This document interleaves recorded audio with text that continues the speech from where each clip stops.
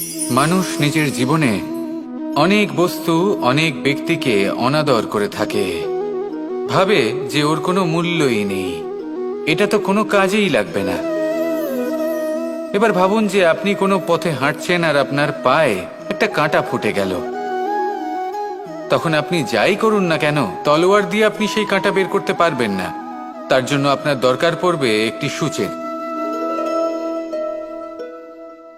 সেই জন্য এই সংসারে যে কেউই ছোট বা বড় হন না, সকলের নিজের মূল্য আছে। দেখুন, যদি কথা বলা হয় জল নিয়ে, জল যদি দূষিত হয় তাহলে তা আমরা গ্রহণ করতে পারবো না, পান করতে পারবো না। কিন্তু যদি হঠাৎ করে কোথাও আগুন লেগে যায়, সবকিছু ভস্ম হতে শুরু করে, তাহলে সেই জল কিন্তু সেই আগুন নিভিয়ে দিতে পারে। এই পুরো খেলাটাই হলো দৃষ্টিভঙ্গির, মানসিকতার। আপনার মানসিকতা যদি শুভ হয় তাহলে সেটাই শুভ সত্য হয়ে আপনার সামনে আসবে।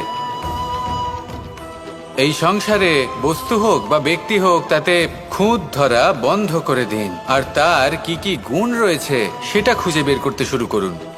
জীবন সরল হয়ে যাবে এবং এই মন প্রসন্ন হয়ে বলবে, রাধা।